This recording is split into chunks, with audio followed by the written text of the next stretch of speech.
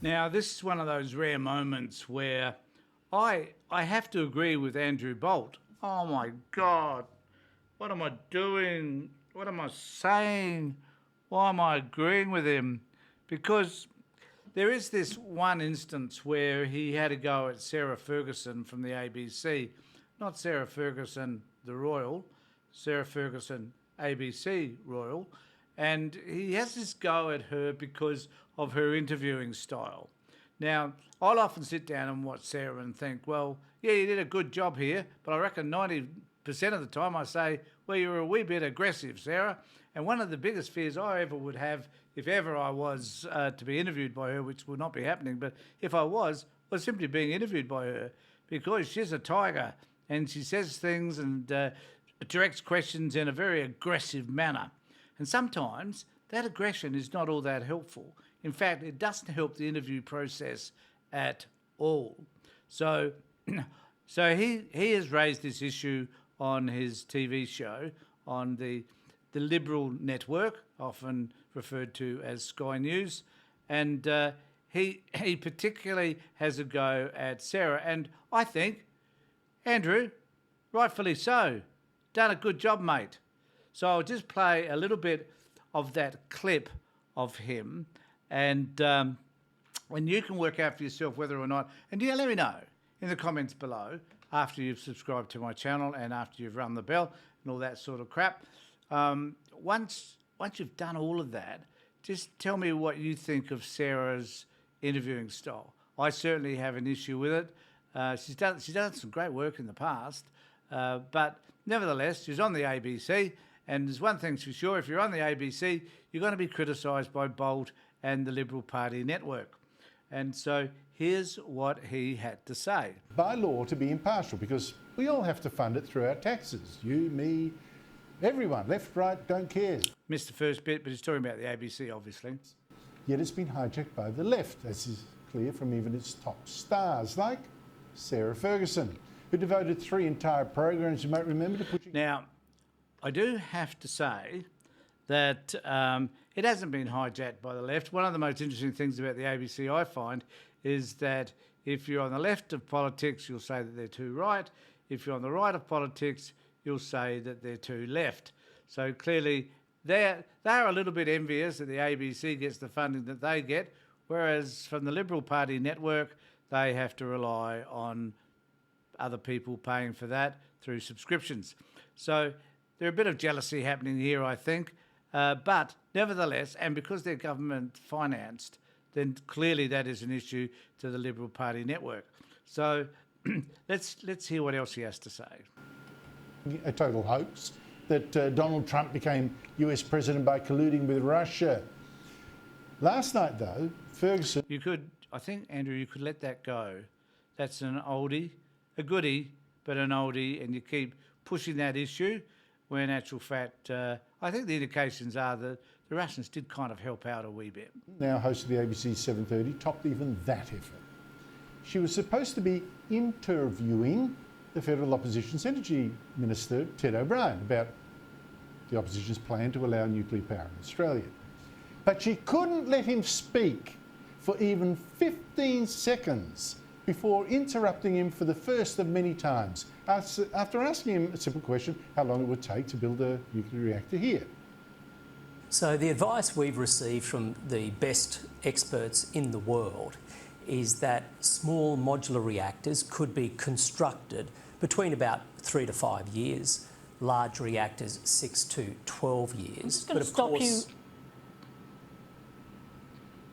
Ferguson then spent 50 seconds telling O'Brien how wrong he was before letting him talk for a few more seconds and then interrupting him again and again. Just to finish my earlier response, construction 3 to 5 SMRs.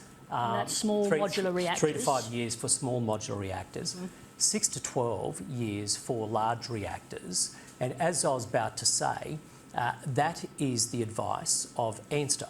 That is the advice of the Albanese government's nuclear agency. Not from a standing start. So let's... No, construction, right? So so before construction, you're right, you do need to stand up a regulator and So I'm just going to ask you a question now. Can I answer that question? Let me just say this one thing, because I think this is very important for the audience. And forgive me for interrupting there. But Brown must have been doing too well, because then came a Fergusson lecture suggesting he was actually a liar. Being straightforward about the detail and not trying to snow people seems to be incredibly important. So why would you start off by saying, not here, but out there in making public statements that you can do it in under 10 years when you know you can't? That's not true, Sarah, with all due respect. Now, I think I need to make the point here that to some extent, Sarah's question is quite reasonable when you're looking at the nuclear energy debate, because they don't talk about all the regulations that are required, the legislative processes that are needed in order for nuclear to become a product here in Australia.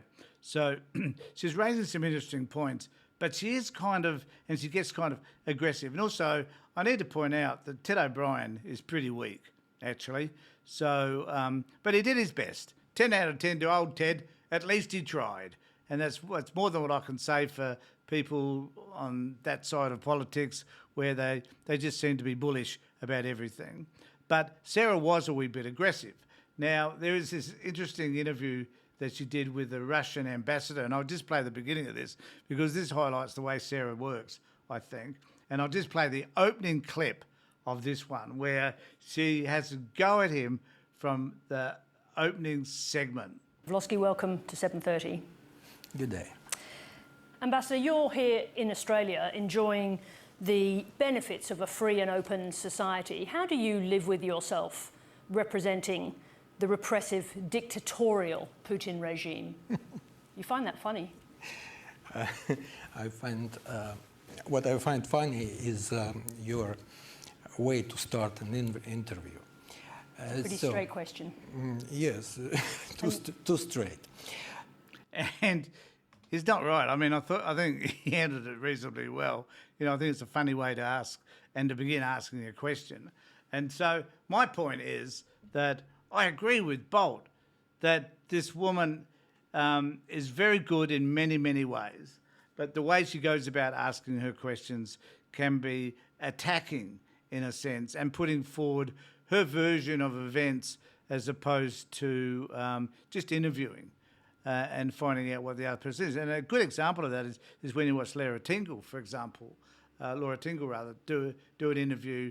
Laura is more inquisitive and less attacking. And I often find that style far more palatable than watching Sarah from time to time. Sometimes I just cringe at listening to Sarah and the type of questions she asks. And I need to say also that she does it to everybody. It doesn't matter whether you're left or right.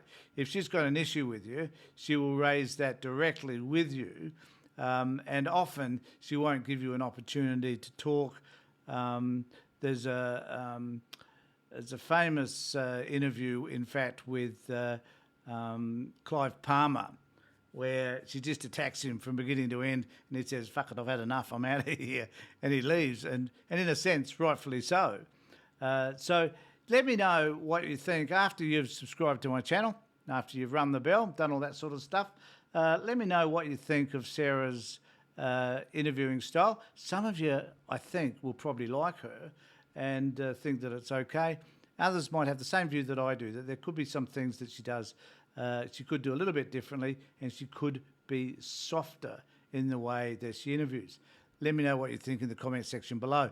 In the meantime, take care, look after yourselves, and more importantly, be safe.